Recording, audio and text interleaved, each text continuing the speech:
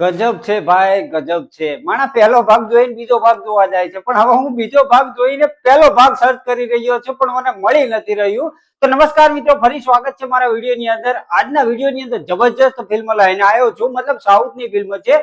અને આ ફિલ્મ છે ને એમેઝોન પ્રાઇમની અંદર જોવા મળે છે અને ફિલ્મનું નામ છે હોટસ્પોટ 2 ફિલ્મ. જેની અંદર શું હોય છે કે એક ડિરેક્ટર હોય છે, એને એક છોકરી સ્ટોરી કહેવા આવે છે. એમાં 3 સ્ટોરી જણાવે છે અને એક સ્ટોરી હોય છે ને ખુદની હોય છે, મતલબ 4 સ્ટોરી આની અંદર જોવા મળે છે.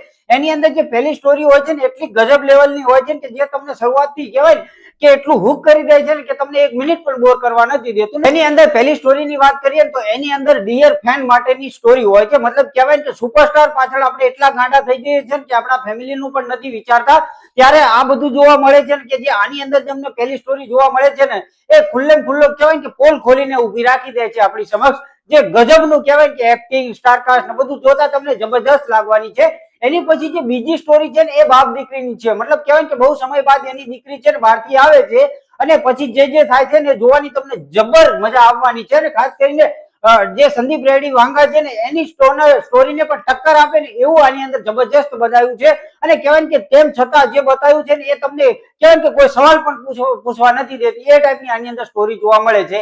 એની પછી જે ત્રીજી સ્ટોરી છે ને એ તો કહેવાય કે સાયન્સ ફિક્શન કહી શકાય, મતલબ ટાઈમ ટ્રાવેલ ઉપર બતાવ્યું છે કે ગજબની લવ સ્ટોરી આની અંદર દેખાડી છે. અને જે એનો એન્ડનો ક્લાઇમેક્સ જોવા મળે છે એ તમને જબરજસ્ત લાગવાનો છે. આનો ત્રીજો પાર્ટ પણ આવવાનો છે, પણ હું હવે છે ને પહેલા ભાગને સર્ચ કરી રહ્યું છું. જો મને મળી જશે તો એનો પણ રિવ્યુ આની અંદર જરૂર લાવીશ. બાકી આ ફિલ્મ છે ને દરેક એક વખત જરૂર જોવી જોઈએ.